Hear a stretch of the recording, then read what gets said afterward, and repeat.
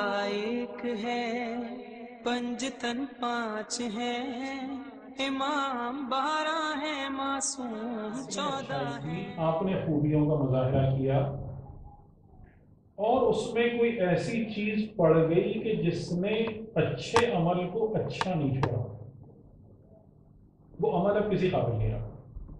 इसको कहते हैं फासिद। जैसे मैंने मिसाल दी ना कि दूध में सिरका डल जाए तो वो पीने के काबिल नहीं, वो इस्तेमाल के काबिल नहीं, खराब हो गया, फट गया, वो दही एक तरफ हो गया, पानी एक तरफ हो गया। इसी तरीके से अमल में भी कुछ चीजें, नेक अमल में अगर कुछ चीजें पड़ जाएं तो वो इसी तरीके से अमल को किसी लायक और काबिल नहीं छोड़ते। तो रावी इमाम अलैहिस्सलाम से ये पूछता है कि उस उजुब और उस खुद पसंदी के बारे में मुझे आगाह करें कि जो अमल को फासिद कर देता है। यानी ऐसा इंसान नमाजें पढ़ रहा है, रोजे रख रहा है, अज़ादारियाँ कर रहा है, ज़ियारतें पढ़ रहा है, अपने तय समझ रहा है कि आखिरत के ज़ख़ीरा जमा कर रहा है, लेकिन अगर उसमें ये चीज़ पड़ गई, उसमें इस चीज़ की आमेज़श हो गई और उनकी खुद पसंदी की, तो नतीजा क्या होगा? फासिद, किसी काम का नहीं रहेंगे वो सारे अमाल। तो इमाम अलैहिस्सलाम ने फरमाया कि वो उजुब के दराजात हैं। उनमें से एक ये है कि अगर युज़य्यना लिल-अब्द सूअ अमलिही फयराहु हसना, यानी ये आप फरमा रहे हैं कि ये वो लेवल्स हैं खुद पसंदी के जो अमल को बिल्कुल तबाह कर देते हैं, किसी काम का नहीं छोड़ते। पहला दर्जा क्या है कि एक बंदा अपने बुरे काम को इस तरीके से देखे कि उसे अच्छा लगा। ये ना खुद पसंदी का ये, जिसे कह लें कि बुराई के हवाले से कहें तो हाईएस्ट, और वैसे देखें तो लोएस्ट दर्जा क्या है कि इंसान अपने बुरे अमल को उसके उसका बुरा अमल उसके सामने इस तरीके से जीनत देकर, सजा कर सामने आ जाए कि वो उसे हसन, खूबसूरत समझ रहा, बुरे उसकी तशरीह दिया गया है। दूसरा आप फरमाते हैं कि दूसरा दर्जा क्या है खुद पसंदी का, जो अमल को बिल्कुल फासिद कर देता है, कि एक बंदा अपने रब पर ईमान लाए और ये ख्याल करे कि मैंने खुदा पर एहसान किया कि उसकी बात कबूल कर ली। यानी ये चीज़ हमें बहुत अजीब लगती है, लेकिन इस किस्म का कोई शैतानी शोशा हमारे दिलों में कहीं घुसा हुआ होता है कि जहाँ पर हम इस बात के बारे में नहीं, हम ये समझते हैं कि हम मोमिन हो गए, हमने ईमान को कबूल कर लिया, हमने पैगंबर की बात मान ली, यानी हमने खुदा के साथ कोई बहुत अच्छा काम किया कि खुदा की बात सुन ली। तो आप फरमाते हैं कि खुद पसंदी की ये दो शक्लें ऐसी हैं कि जो अमल को किसी काम का नहीं रहने देती, चाहे बंदा कुछ भी करता है। इन दो चीज़ों के साथ यहाँ पर एक और बात जिसकी वजाहत बहुत ज़रूरी है, वो ये कि एक इंसान एक नेक काम करता है, नेक काम करने के बाद दिल में खुशी का एहसास करता है कि मैंने अच्छा काम किया, मैंने नेकी की। क्या ये चीज़ भी खुद पसंदी में शुमार होती है?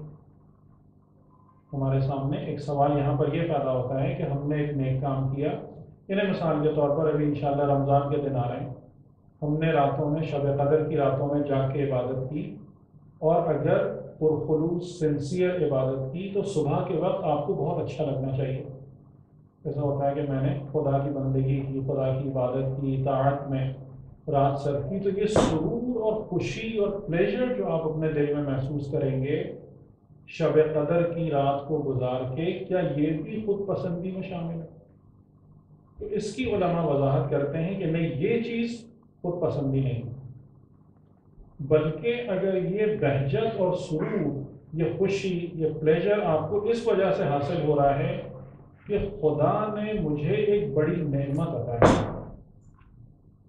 यानी खुदा ने मुझे ये तौफीक इनायत की कि मैं एक रात जाग कर اس کی خوشنودی کی خاطر اس کی عبادت کر رہا ہوں، تو یہ خوشی کا احساس بذات خود عمل صالح ہے، یہ بری چیز نہیں، اس میں کوئی برائی نہیں۔ برائی کس چیز میں ہے کہ انسان اپنے عمل کو بڑا سمجھے اور یہ سوچنا شروع کر دے کہ اس عمل کی وجہ سے اب میں اتنا بزرگ ہو گیا ہوں کہ اب نہ خدا مجھے عذاب دے گا، نہ اب میں خدا کی کسی قانون کی گرفت میں آؤں گا، اور اپنے جتنے بھی خطا ہیں، اپنے قصور ہیں، اس کو قبول کرنے سے انکار کر دے۔ میں اس کی ایک مثال آپ کو دوں، سورہ بقرہ میں آپ دیکھیے گا، یہودیوں کے حوالے سے آیت ہیں کہ یہودی یہ کہتے تھے کہ ہم پہلی بات تو یہ ہے کہ کچھ بھی کر لیں ہم جہنم میں نہیں جائیں گے۔ کیوں نہیں جائیں گے؟ اس لیے کہ ہم خدا کی پسندیدہ قوم ہیں، خدا نے ہم میں نبیوں کو بھیجا، خدا نے ہم پر ان نعمتوں کو نازل کیا کہ جو کسی دوسری قوم پر نازل نہیں کیا، یعنی من و سلوہ، اس قسم کی دیگر نعمت۔ اور اگر ہم بفرض محال جہنم میں چلے بھی گئے، جیسے کہ ان کو کبھی یاد دلایا گیا کہ تم نے بچھڑے کی پرستش بھی تو کی تھی، کہ اگر ہم جہنم میں چلے بھی گئے، یعنی قرآن کے الفاظ کیا ہیں؟ لن تمسنا النار الا ایاما معدودات، یعنی ہم جہنم میں جائیں گے نہیں، بلکہ جہنم کی آگ نے اگر ہم کو چھو بھی لیا، یعنی جہنم میں جانا نہیں ہے ہمیں، بلکہ اگر جہنم کی آگ ہم کو ٹچ بھی کر گئی، ہم سے قریب بھی آ گئی، تو وہ بھی چند گنتی کے دنوں کی بات ہوگی، اور پھر ہم دوبارہ جنت میں آ جائیں گے۔ یہ ہے وجہ، یہ خراب کہ اگر خدا نے نعمت دی ہے تو نعمت اطاعت اور فرما برداری اور عاجزی کا تقاضا کرتی ہے، نہ کہ خود پسندی کا تقاضا۔ بات واضح ہو رہی ہے کہ جو خوشی انسان کو حاصل ہوتی ہے نیک عمل کر کے، اور اس خوشی کے نتیجے میں کبھی انسان سجدہ شکر ادا کرتا ہے، کبھی الحمدللہ کہتا ہے، یہ خود پسندی نہیں ہے، بلکہ خود پسندی یہ رویہ ہے کہ اب تو ہم خدا کی پسندیدہ قوم ہیں، اب ہم کچھ بھی کرتے رہیں، اب خدا کا عذاب، خدا کا غضب، خدا کی ناراضگی کبھی ہمیں گرفت میں نہیں لے سکتی، ہم کچھ بھی کرتے رہیں لیکن قصوروار نہیں ہوں گے۔ یہ اس قسم کی ساری باتیں، اس قسم کی پوری مینٹیلٹی جو آپ پڑھ جائیے سورہ بقرہ، سورہ آل عمران، یہودیوں کے حوالے سے تفصیل سے موجود ہے۔ یہ ہے خود پسندی کی بنیادی تعریف۔ اس کے بعد اس کے مراتب کو سمجھا رہے ہیں، انہوں نے اوپر سے نیچے کی طرف لے کے گئے، میں نیچے سے اوپر کی طرف آپ کو، انہیں پہلے کم، پھر اس سے زیادہ، پھر اس سے زیادہ، پھر اس سے زیادہ۔ عجب کا جو کم ترین درجہ ہے خود پسندی کا، وہ یہ کہ کوئی بھی شخص اپنے آپ کو اس طریقے سے بہتر سمجھنا شروع کر دے کہ دوسرے انسان اسے اپنے مقابلے میں کمتر اور حقیر نظر آنا شروع ہو جائے۔ یعنی مثال کے طور پر اگر ہم مومن ہیں اور کوئی دوسرا مومن ہمارے سامنے آ جاتا ہے، تو ہمارا رویہ یہ ہوتا ہے کہ اس کے ایمان میں خرابیاں نکالیں۔ یعنی مثال کے طور پر میں نماز جماعت میں شریک ہوتا ہوں، آپ نماز جماعت نہیں پڑھتے، میں نماز زیادہ توجہ کے ساتھ پڑھتا ہوں، آپ نماز 2 منٹ میں پڑھ کے فارغ ہو جاتے ہیں، ٹھیک؟ یعنی اس قسم کی بات ہے کہ اگر باہم مومنین میں بھی ملاقات ہو تو اپنے ایمان کو اس سے بہتر سمجھنا۔ اگر کوئی غیر مومن ہے تو بات ہی کیا ہے، اس کے لیے تو پھر مسئلہ بہت ہی آسان ہے کہ پہلی فرصت میں اس کو کافر، مشرک اور وہ سب قرار دے کے اور جہنم کے حوالے کر دیں۔ تو یعنی کہ میں اتنے مستحبات انجام دیتا ہوں، میں اتنی نیکیاں انجام دیتا ہوں، میں محرمات سے یعنی حرام سے اپنے آپ کو بچاتا ہوں، میرا عقیدہ اتنا زیادہ مضبوط ہے، یہ خود پسندی کی ابتدا یہاں سے ہوتی ہے۔ یعنی یہ بگننگ کہ جب کوئی انسان اپنے آپ کو دیگر انسانوں اور افراد کے مقابلے میں بہتر سمجھنا شروع کر دے۔ اس کے بعد اس سے اگلا درجہ ہے کہ سن کے تھوڑی سی آپ کو حیرانی ضرور ہوگی، پھر یہ فرماتے ہیں کہ انسان ایسا ہو جائے کہ یہ سمجھنا شروع کر دے کہ میں کیونکہ نیکی کر رہا ہوں اس لیے اب خدا پر واجب ہو گیا ہے کہ مجھے جنت دے، مجھے اس کا اجر دے، جبکہ حقیقتاً ائمہ طاہرین علیہ السلام نے ہمیں کیا سکھایا ہے؟ ہمیں یہ سکھایا ہے کہ خدا کو لائق بندگی جان کر عبادت کرنا ہے۔ جو روایتیں بہت آپ نے پڑھی ہیں، عبادت الاحرار، عبادت التجار، کہ غلاموں کی عبادت، تاجروں کی عبادت اور آزاد انسانوں کی عبادت، تو یعنی خدا کی بندگی اس لیے کرنا ہے کہ خدا لائق عبادت ہے، اور جتنی بندگی کرنا ہے اس کو ہمیشہ کمتر اور حقیر سمجھنا ہے۔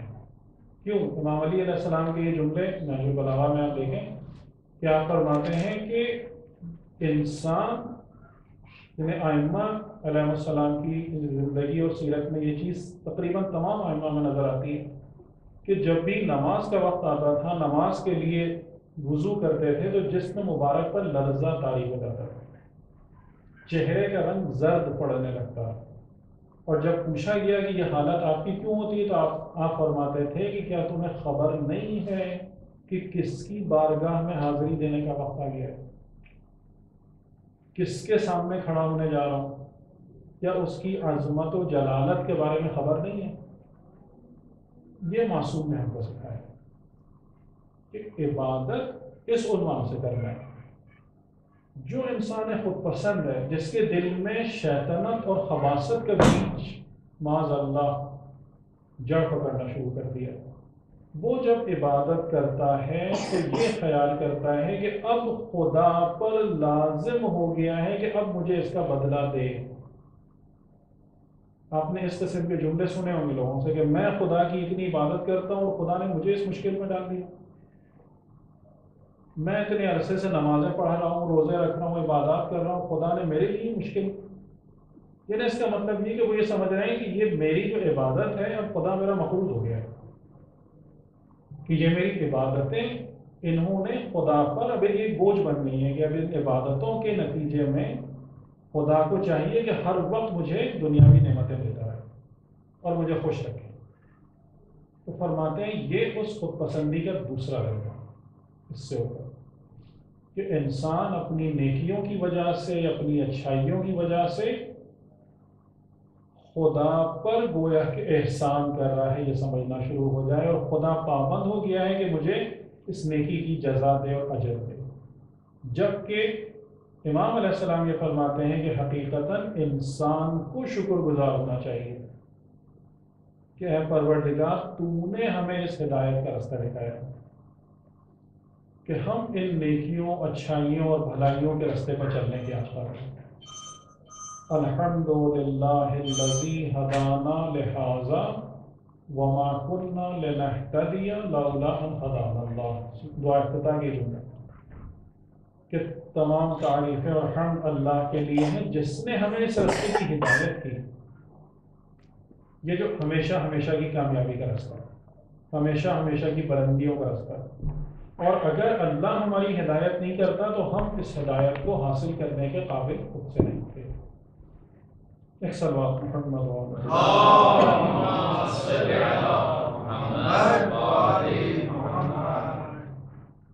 تیسرا درجہ کیا ہے کہ انسان یہ سمجھنا شروع کر دے کہ اب میں گویا خدا کے محبین میں میرا شمار ہونے لگا ہے۔ محبین سے مراد کہ اب خدا پر، یعنی کہ میرا شمار اب، بلکہ اس کے لیے مجھے تھوڑا سا بیک گراؤنڈ میں جانا پڑے گا، وہ یہ کہ انسانوں کے درجات جس طریقے سے قرآن کریم نے بیان کیے، تو سب سے بالا تر درجے کے انسان کون ہیں؟ جن کے لیے لفظ استعمال ہوا مقربین۔ اگر آپ ان درجات کو دیکھنا چاہیں تو سورہ واقعہ میں اس کا بیان ہے کہ پہلے اصحاب یمین اور اصحاب شمال، یعنی دائیں ہاتھ والے، بائیں ہاتھ والے، اور اصحاب یمین میں بھی دو کیٹیگریز ہیں، ایک اصحاب یمین خود اور دوسرے سابقون السابقون اولئک المقربون. یعنی انسانوں میں سب سے ہائیسٹ لیول کے لوگ کون ہیں؟ جو خدا سے سب سے زیادہ قریب ہیں. مقربون، مقرب یعنی نیئرنیس، نزدیکی، قربت. تو جو خدا سے سب سے زیادہ پروگزیمٹی میں ہیں، نیئرنیس کی حالت میں ہیں، وہ لوگ انسانیت میں سب سے بڑا درجہ ہوتا ہے. تو تیسرے درجے پر یہ بیان فرماتے ہیں کہ انسان اپنے آپ کو کچھ نیکیاں کرنے کے بعد یہ سمجھنا شروع کر دے کہ میں مقربین میں شامل ہو گیا. اب میرا شمار کن میں ہونے لگا ہے؟ اولیاء کرام میں ہونا شروع ہو گیا. یعنی اس طریقے سے وہ بیہیو کرنا شروع کر دے کہ گویا اب میں اولیاء الہی میں شامل ہو گیا ہوں، اور اپنے تئیں اس سوچ کو سمجھنا اور اپنے آپ کو یہ یقین دلانا شروع کر دے کہ میں سابقون السابقون اور مقربین کی درگاہ اور بارگاہ سے متعلق ہو گیا. تو یہ مختلف قسم کے درجات خود پسندی ہیں. ان سب باتوں کا نتیجہ کیا نکل رہا ہے؟ ان سب باتوں کا نتیجہ یہ نکل رہا ہے کہ انسان جتنی بھی نیکی کرے، انسان جتنی بھی عبادت کرے، اگر اس کا نیٹ رزلٹ سوائے اس کے کہ میں عبد خدا اور خدا کا ایک فقیر بن رہا ہوں، اس کیفیت کے اسٹرانگ ہونے کے علاوہ اور کوئی بھی دوسرا نتیجہ نکلے تو یہ چیز عمل کو فاسد کرنے والی اور خراب کرنے والی. میری بات واضح ہو رہی؟ میں پھر دوہرا دوں. یعنی جو لوگ زندگی کی حقیقت کو سمجھتے ہیں انہیں یہ بات اچھے طریقے سے نظر آ جاتی ہے کہ ہم میں سے ہر انسان ایک پورا نظام خلقت ہے، ایک پورا خدا کا پیدا کیا ہوا ایک نیٹ ورک ہے. ہم میں سے ہر ایک اس کا ایک چھوٹا سا پرزہ ہے. ٹھیک ہے، یعنی آپ یوں سمجھ لیجئے کہ یہ پورا جو سسٹم آف کریشن ہے یہ ایک ہیوج مشینری ہے، اور ہم سب اس کے اندر ایک ایک پرزے کی مانند ہیں. جیسے علی علیہ السلام نے بھی اسی چیز کو اس زمانے کے لوگوں کو یوں سمجھایا کہ تیر کمان کی مثال دی لوگوں کے لیے کہ تم اپنی اولاد کی تربیت جب کرتے ہو تو جس زمانے میں تم پیدا ہوئے ہو تمہاری اولاد اس زمانے کے لیے پیدا نہیں ہوئی، وہ کسی اور زمانے کے لیے پیدا ہو. تو آپ نے مثال انسانوں کی دی کہ جیسے تمہاری مثال ایک تیر کمان کی سی ہے کہ جس میں سے ایک تیر نکل کے مستقبل کی طرف جاتا ہے. تو خدا کو وہ کمانیں زیادہ پسند ہیں جو زیادہ مضبوط اور زیادہ تنی ہوئی. یعنی کہنے کا مطلب یہ ہے کہ یہ پورا ایک سسٹم آف کریشن ہے جس میں ہم سب کی حیثیت ایک ڈاٹ کی سی ہے، ایک پرزے کی سی ہے، ایک کمپوننٹ کی سی ہے. اور سب سے بہتر انسان وہ ہے یا سب سے بہتر پرزہ وہ ہے کہ جو اپنا کام اچھے طریقے سے انجام دے. میں آپ کو ایک مثال دوں. گاڑی کے انجن میں بہت سارے پرزے ہیں، جیسے سلنڈر ہے، پسٹن ہے، بہت ساری چیزیں ہیں. اس میں ایک معمولی سی پن بھی ہوتی ہے. اگر مثال کے طور پر پسٹن اپنا کام صحیح طریقے سے انجام نہ دے اور چھوٹی سی پن اپنا کام صحیح طریقے سے پورا کرے تو کس چیز کو آپ رکھیں گے اور کس چیز کو پھینکیں گے؟ اسپن کو رکھیں گے. تو ہمیں اس بات کو سمجھنا ہے کہ یہ پورے کا پورا نظام زندگی ایک ہیوج مشینری کی طریقے سے، اور اس میں سے ہم سب ایک ایک کر کے اس کے پرز ہیں، اور ہم سب کو اپنی ایک ذمہ داری ہے جو ادا کرنی ہے. اس سے آگے کچھ نہیں. اگر ہم نے اپنی ذمہ داری کو صحیح طریقے سے پورا کر دیا تو خدا کی طرف سے محبت ہے اور اجر ہے اور نیکی ہے اور انعام ہے. اور اگر اس میں خرابی اور فساد پیدا کیا تو پریشانی اور مشکلات. یعنی کہنے کا مطلب یہ کہ خود پسندی کی کوئی جگہ نہیں. اس پورے سسٹم آف کریشن میں اس تھاٹ کی، اس فکر کی کوئی جگہ نہیں ہے کہ میں یہ سوچوں کہ اگر میں اچھا کام کر رہا ہوں تو میں آپ سے خدا نخواستہ بہتر ہوں. میں اچھا کام کر رہا ہوں، یعنی کہ میں اپنی حیثیت میں جو میری ذمہ داری اس کو پوری کر رہا ہوں، اور اس کا نتیجہ کیا نکلے گا؟ تمہارا رب تم سے محبت کرے گا، تمہیں اس کی جزا دے گا، ختم۔ اس کا نتیجہ یوں نہیں ہے کہ میں سمجھوں کہ میں اس سے بہتر ہوں، اس سے برتر ہوں، اس سے میری خدمت میں آنا چاہیے، یا اس سے مجھ سے نیچے ہونا چاہیے۔ ایک سلوات محمد۔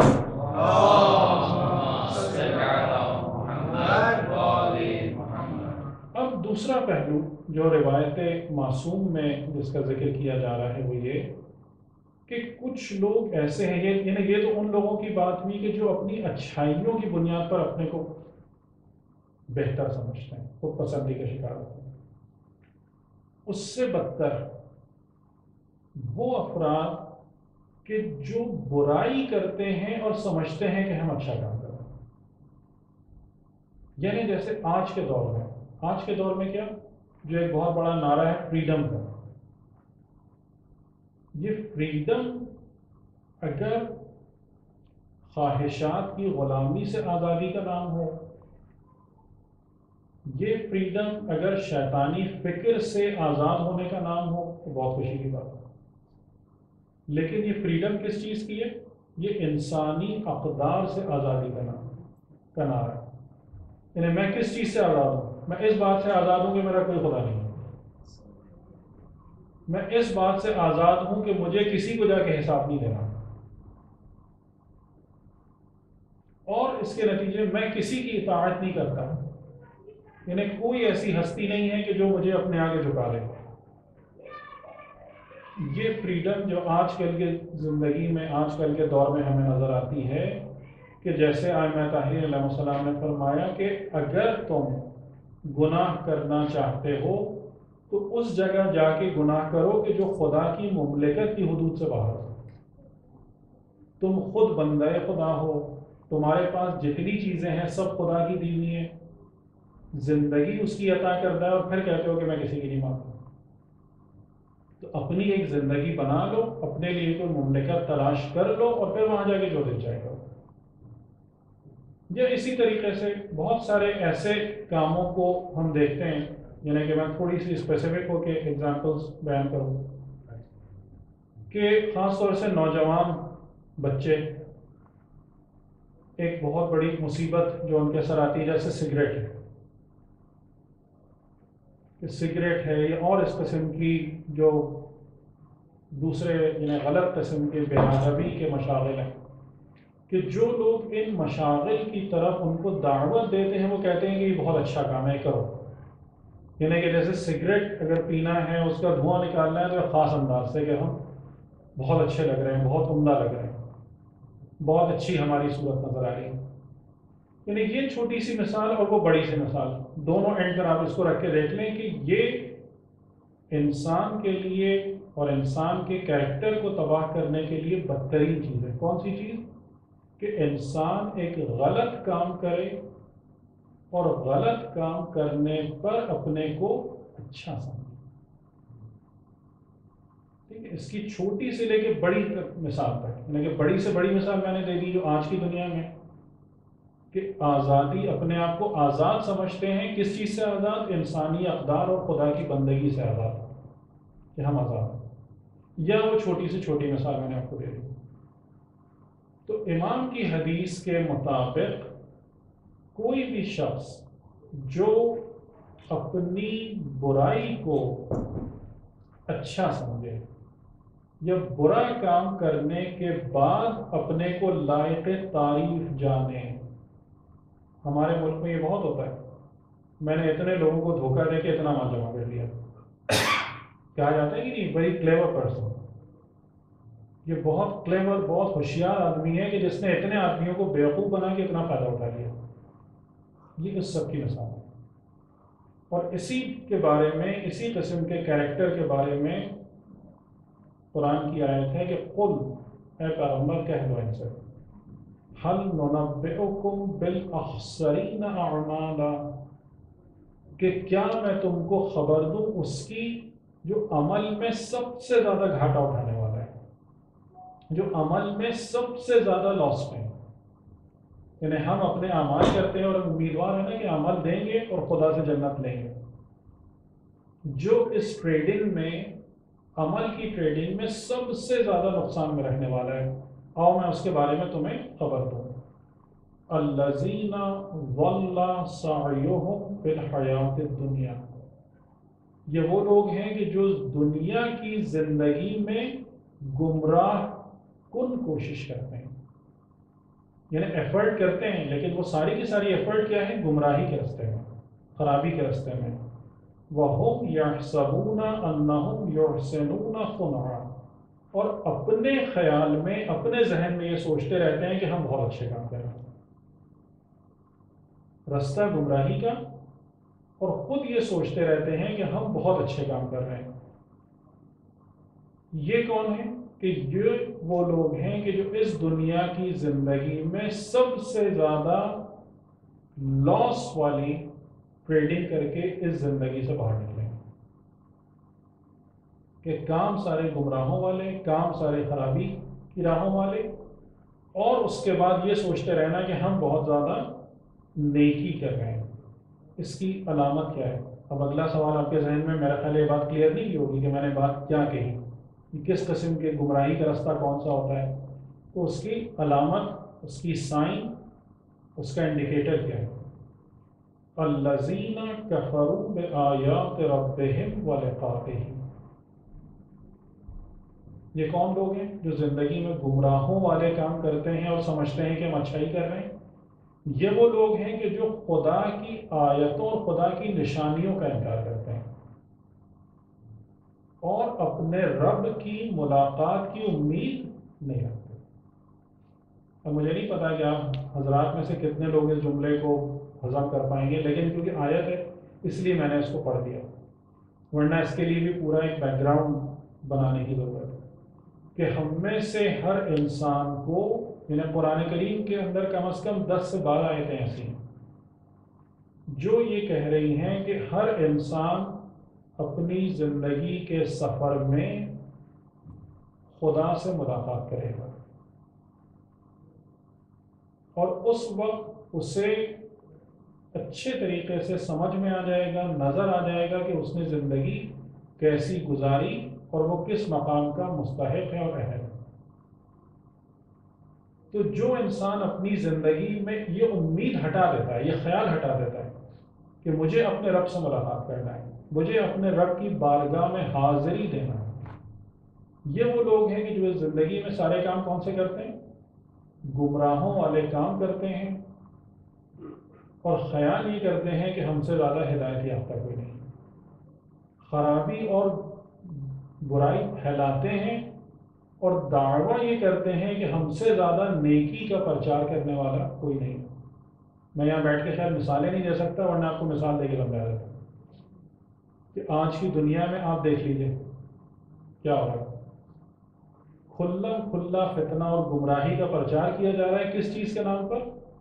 کبھی ہیومینٹی کے نام پر، کبھی ویلیوز کے نام پر، کبھی کسی اور چیز کے نام پر. یہ وہ لوگ کہ جب آخرت میں میدان حشر میں خدا کے سامنے کھڑے ہوں گے تو سب سے زیادہ نقصان والا جو اکاؤنٹ ہوگا، سب سے زیادہ گریٹسٹ لاس جس اکاؤنٹ میں ہوگا وہ ان کے اکاؤنٹ میں. ٹھیک؟ تو ایک خود پسندی وہ ہے کہ جو انسان اپنی نیکیوں کے حوالے سے کرتا ہے، اس کے 3 درجات. پہلا درجہ کیا ہے؟ کہ میں لوگوں سے ایمان میں بہتر ہوں، میں نیکیوں میں بہتر ہوں، دوسرے لوگ جو نیکیاں انجام دے رہے ہیں وہ مجھ سے کم تر ہیں. اس کے بعد وہ یہ سمجھنا شروع کر دے کہ اب میری نیکیوں کی وجہ سے خدا پر واجب ہو گیا کہ مجھے جنت دے، خدا پر واجب ہو گیا کہ میرے تمام کاموں کا خیال رکھے، میرے مسائل کو حل کرے، اور اگر مجھے کہیں سے کوئی پرابلم آ رہی ہے تو خدا کے لیے بات جائز نہیں ہے کیونکہ میں اس کی عبادت کر رہا ہوں. اس درجے پہ اپنے کو رکھنا شروع کر دی. اس سے اوپر کہ میں اولیاء خدا اور مقربین میں شامل ہوں، میں خدا کی محبت کا مرکز ہو گیا ہوں. حالانکہ جو افراد، جو انسان اس درجے پر ہیں فائز، وہ کبھی اس طریقے سے اظہار نہیں کرتے. میں صرف ایک مثال آپ کو دوں. حضرت ابراہیم علیہ السلام کا واقعہ سورہ بقرہ کی آیت 120-21. اذ قال له ربه اسلم. جناب ابراہیم علیہ السلام. اذ قال جب کہا اس سے لہو ربہ اس کے رب نے اسلم میرے فرما بردار ہو جاؤ. اچھا ہم لوگ کیونکہ قرآن کی زبان سے قرآن کی لغت سے انداز سے ناواقف ہیں اس لیے اس جملے کی عظمت کو نہیں پہچان پاتے. میں تھوڑی سی کوشش کرتا ہوں وضاحت کرنے کی. اذ قال جب کہا لہو اس سے، یعنی یہ لہو کیا ہے؟ سنگولر ہے پلورل ہے؟ سنگولر. ربہ اس کے رب نے. یہاں بھی جو پارٹ یعنی کہ جو گفتگو ہے صیغہ ہے وہ واحد ہے جمع ہے؟ سنگولر ہے پلورل ہے؟ سنگولر ہے. اگر کسی بندے سے خدا واحد کے طور پر گفتگو کرے اس سے بڑے اعزاز کی اور کوئی بات نہیں. ٹھیک ہے. اچھا تھوڑا سا یہ چیزیں کچھ باتیں سمجھ میں نہیں آئیں گی لیکن انشاءاللہ رفتہ رفتہ کلیریفائی ہوتی جائیں گی. یعنی خدا اگر کسی بندے سے اس انداز سے بات کرے کہ میں، زیادہ تر قرآن کریم میں بات ہوتی ہے انا یعنی ہم، جس سے خدا اس طریقے سے بات کرے میں اس کا رب اس سے، یہ بہت بلند درجے کی بات، بہت اعلیٰ معیار کی بات. تو جب خدا نے حضرت ابراہیم علیہ السلام سے اس معیار پہ بات کی، جناب ابراہیم علیہ السلام نے اس کا جواب کس انداز سے دیا؟ قال اسلمت لرب العالمین. یہ نہیں کہا کہ ہاں میں تیرے سامنے جھک رہا ہوں، میں جھک گیا رب العالمین کے سامنے. یعنی جس طریقے سے کہ پوری کائنات اس کے آگے سجدہ رہ گئے ویسے میں بھی جھک گیا. تو جو انسان در حقیقت اس مقام میں بلند پہ فائز ہے ان سے سوائے عاجزی کے اور کوئی دوسری چیز صادر نہیں ہوتی. حضور کے جتنے بھی کلمات ہیں جو قرآن کریم میں آئے سب کو آپ دیکھ لیجیے، پڑھ لیجیے کہ پیغمبر اکرم جب اپنے بارے میں فرماتے ہیں کیا کہتے ہیں؟ ان ولی اللہ الذی نزل الکتاب. بے شک میرا ولی، میرا سرپرست، میرا راہبر، میرا رہنما اللہ ہے جو کتاب نازل کرنے والا ہے. پھر وَهُوَ يَتَوَلَّى الصَّالِحِينَ. اور یہ خصوصیت صرف مجھے حاصل نہیں ہے بلکہ ہر وہ انسان جو صالح ہے خدا اس کا ولی ہے. یہ وہ چیز ہے جو عاجزی ہے. پیغمبر اکرم سے ہی ایک جملہ منقول ہے. خدا کی بارگاہ میں مناجات کرتے ہیں اور فرماتے ہیں ما عرفناک حق معرفتک وما عبدناک حق عبادتک. اے میرے رب ہم نے تیری معرفت کا حق کچھ بھی نہیں ادا کیا. وما عرفناک اور نہیں ہم نے تیری معرفت حاصل کی حق کا معرفت جیسا کہ تیری معرفت حاصل کرنے کا. وما عبدناک اور نہیں ہم نے تیری بندگی کی حق کا عبادت جیسا کہ تیری بندگی ادا کرنے کا. تو جو حقیقتاً اس درجے پر فائز ہیں، خدا کے محب ہیں، خدا کے محبوب ہیں، خدا کے ولی ہیں، نجیب ہیں، صفی ہیں یا وسیع، وہ افراد جب خدا کی بارگاہ میں ذکر کرتے ہیں، سامنے آتے ہیں، دعا افتتاح کی جملہ ہے نا فَرْحَمْ عَبْدَكَ الْجَاهِلِ. یہ دعا کس سے منقول ہے؟ کسی عالم سے نہیں، امام علیہ السلام سے. اور امام کے رتبے کی ہستی جب اپنے رب کے سامنے کھڑی ہوتی ہے تو کیا کہتے ہیں؟ فرحم، رحم کر اس پر، عبدک جو تیرا بندہ ہے، جاہل، تیرے مقابلے میں جب میرا علم آتا ہے تو کچھ نہیں ہے. لوگوں کے مقابلے میں امام کا علم سمندر کی طرح ہے لیکن خدا کے مقابلے میں کچھ نہیں. تو جو حقیقتاً اس درجے پر فائز ہیں ان کی عاجزی کو ملاحظہ کریں. ان کی ڈاؤن ٹو ارتھ ہونے کو ملاحظہ کریں. تو ہم جیسے لوگ کہ جن کی عبادتیں دکھاوے سے، ریاکاری سے، بے توجہی سے، بے معرفتی سے پر ہوں، ہمیں کوئی حق پہنچتا ہے کہ خود پسندی یا اپنی عبادت کے بارے میں کوئی ناز کریں کہ ہم نے عبادت کر لی، ہم نے یہ نیکی کر لی، ہم نے اچھائی کر لی. تو ایک پہلو یہ خود پسندی کا کہ جو اچھائی کرے اور اپنے کو اپنے بارے میں خود پسندی کا شکار ہو اور یہاں تک پہنچ جائے کہ سمجھنے لگے کہ میں نے خدا پر احسان کیا کہ میں نے دین خدا کو قبول کر لیا. اب خدا کو چاہیے کہ وہ میرا مقروض ہے، اب میرے سارے کام کرے.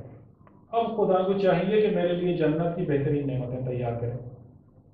ایک یہ پہلو جو انسان کے عمل کو تباہ برباد کر دے گا، اور اس سے بڑھ کر یہ کہ خدا نخواستہ برائی سرزد ہو، خرابی ہو، اس پہ فخر کرے کہ میں کسی کا بندہ نہیں ہوں، میں کسی کی اطاعت نہیں کرتا، میں آزاد ہوں، جو دل چاہے کرتا ہوں. تو یہ دونوں چیزیں انسان کے ہر نیک عمل کو فاسد کرنے والی ہیں، جیسے سرکہ دودھ کو خراب کر دیتا ہے، یا جیسے ایک پاک پانی کے برتن میں 2 قطرے نجاست کے پڑ جائیں تو وہ قابل استعمال نہیں ہوتے. ٹھیک، اب آخر میں 2-3 حدیثیں میں آپ کو سنا کے بیان کرتے ہیں وجود کے حوالے سے، اور بڑی اہم یہاں پر گفتگو ہے، اس کے بعد انشاءاللہ بات ختم کریں. جناب موسیٰ ابن عمران پیغمبر خدا یعنی امام علیہ السلام بیان فرما رہے ہیں کہ حضرت موسیٰ ابن عمران نے شیطان سے پوچھا. یہ میں آپ کو بتاؤں کہ ہر نبی کے شیطان سے ملاقات کا ذکر ہے، ہر پیغمبر، اور وہ مکالمات ہیں. تو حضرت موسیٰ علیہ السلام نے شیطان سے پوچھا کہ مجھے خبر دو اس گناہ کے بارے میں کہ جب آدم کا بیٹا، اولاد آدم، اس گناہ کو انجام دے تو تجھے اس پر غلبہ اور تسلط اور کنٹرول حاصل ہو جاتا ہے. بات واضح ہو رہی؟ سوال کیا ہے کہ اے ابلیس، اے شیطان، مجھے اس گناہ کی خبر دو کہ جب ابن آدم کی اولاد اس گناہ کو انجام دے تو تجھے اس پر تسلط آسانی سے حاصل ہو جاتا ہے، غلبہ ہو جاتا ہے، تو اس کی لائف کو آرام سے کنٹرول کر لیتا ہے، اس کے وجود کو. شیطان نے کہا کہ جب وہ عجب کرتا ہے، جب وہ اپنے عمل کو اچھا سمجھنا شروع کرتا ہے، جب اپنے آپ کو نیک اور بلند سمجھنا شروع کر دیتا ہے، اور اپنے عمل کو بزرگ سمجھنا شروع کر دیتا ہے، اور اپنے گناہ کو چھوٹا دیکھنے لگتا ہے، تب مجھے اور اولاد آدم پہ کنٹرول حاصل ہو جاتا ہے کہ جب وہ اپنے وجود کو کہے کہ میں بہت اچھا ہوں، اپنے نفس کو سمجھے کہ میں بہت خوب ہوں، اپنی نیکی کی طرف دیکھے تو کہے کتنی عظیم نیکی ہے میری، اور اپنے گناہ کی طرف دیکھے تو کہے کتنے کم گناہ. جب یہ 3 چیزیں اولاد آدم میں آ جائیں تو مجھے اس پر کنٹرول حاصل کرنے میں کوئی مشکل نہیں ہوتی. خود پسندی یہ مصیبت. امام صادق علیہ السلام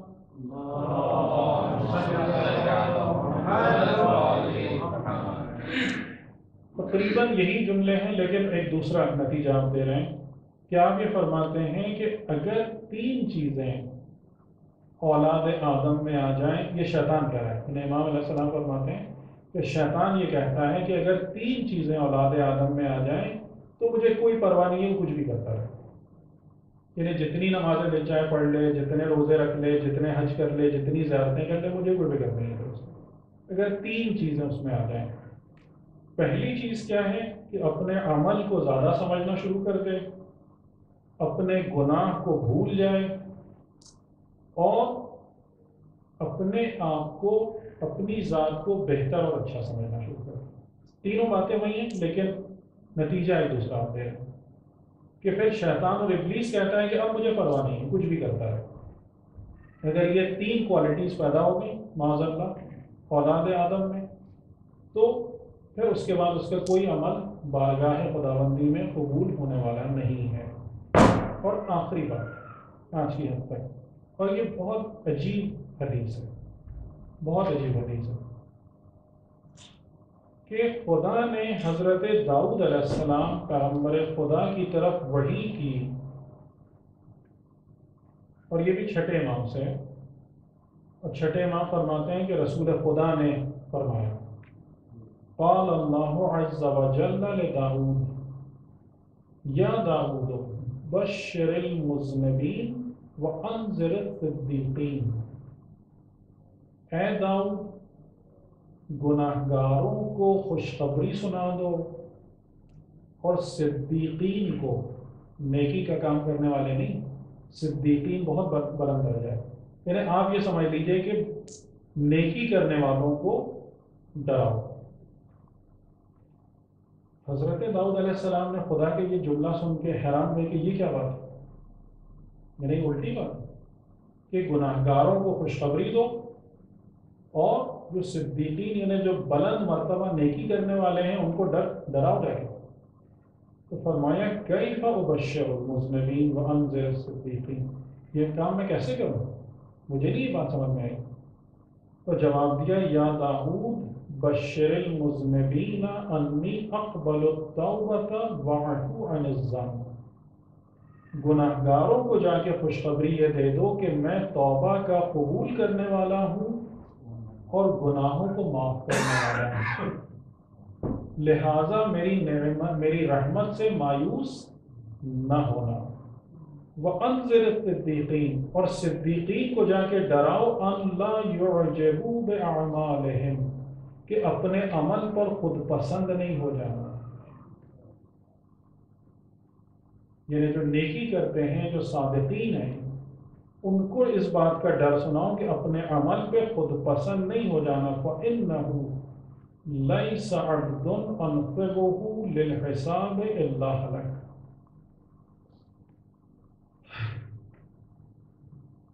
کیونکہ اگر میں نے، بس کاش کہ یہ جملہ ہمارے قلوب میں جذب ہو جائے، اگر میں نے کسی بندے سے حساب لے لیا تو وہ ہلاک ہو جائے۔ بات سمجھ میں تھوڑی سی وضاحت چاہیے۔ خدا یہ کہہ رہا ہے کہ صدیقین کو ڈراؤ کہ کہیں وہ اپنے اعمال پر خود پسند نہ ہو جائیں، اگر میں نے کسی بندے سے حساب لے لیا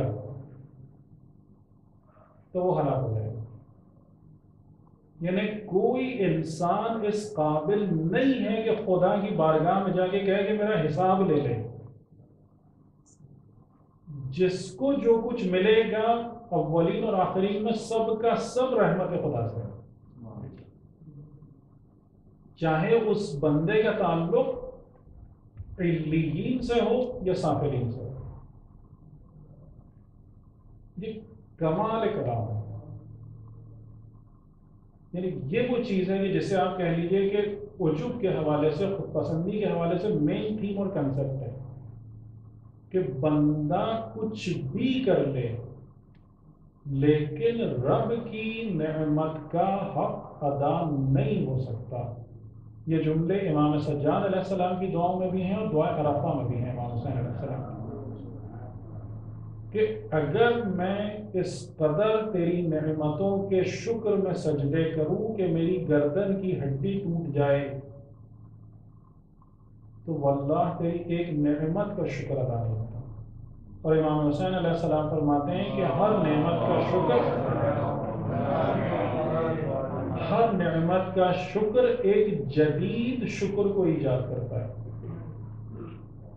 کیونکہ نعمت کا جب میں نے شکر ادا کیا تو یہ توفیق کس نے دی، میرے جسم میں طاقت کس نے دی، میری زبان میں گویائی کس نے دی، یعنی ہر نعمت کا شکر ادا کروں تو اس سے کہیں زیادہ نعمتوں کا شکر اور واجب ہو جاتا ہے۔ یہ ہے اصل بندگی اور عبادت کی حقیقت، نہ کہ انسان اس فریب میں مبتلا ہو جائے، اس دھوکے میں کا شکار ہو جائے کہ میں جو کچھ کر رہا ہوں یہ کوئی ایسی نیکی ہے کہ جس کا خدا کو چاہیے کہ مجھے اجر دے، اور اس سے بدتر یہ کہ میں گویا کہ خدا پہ نعوذ باللہ احسان کروں۔ تو بس بات ہم نے آج کی حد تک ختم کی۔ پھر اس بات کو ذہن میں رکھیے گا کہ ہم قلب کی زمین کو خراب کرنے والے فساد اور خرابیوں کے بارے میں بات کر رہے ہیں۔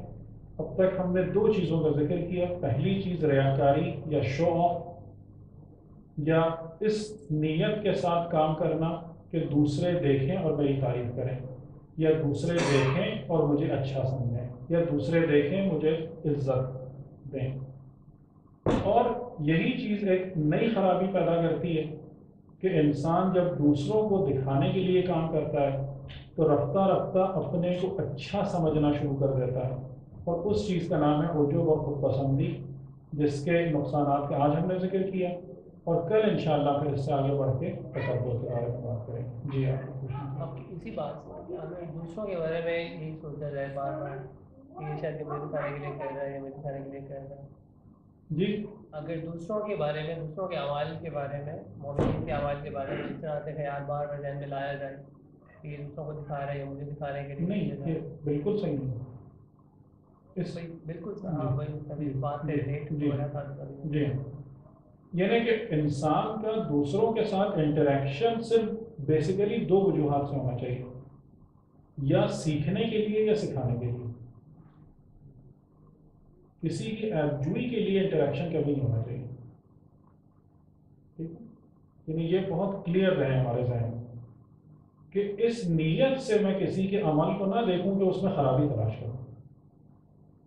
اور اگر بظاہر یعنی کہ یہ ساری چیزیں انہوں نے اس حدیث میں، میرے پاس وقت نہیں ہے کیونکہ پھر بہت طولانی ہو جائے، اسی حدیث کے ہی حوالے سے آپ نے یہ بات بیان کی ہے تشریح میں کہ کسی کے برے عمل کو دیکھو تو یہ سوچو کہ شاید کہ خدا اس کو توفیق توبہ دے، اور جب یہ انتقال کرے تو ایک مومن کی حیثیت سے انتقال کرے، اور جب اپنے عمل کی طرف نظر کرو تو کہو کہ کہیں ایسا نہ ہو کہ شیطان مجھے گمراہ کر دے اور جب میں مروں تو بدبخت ہوں۔ کہ اگر اپنی اچھائی اور دوسرے کی برائی نظر آئے تو یہ سوچو۔ السلام علیکم ورحمۃ اللہ وبرکاتہ۔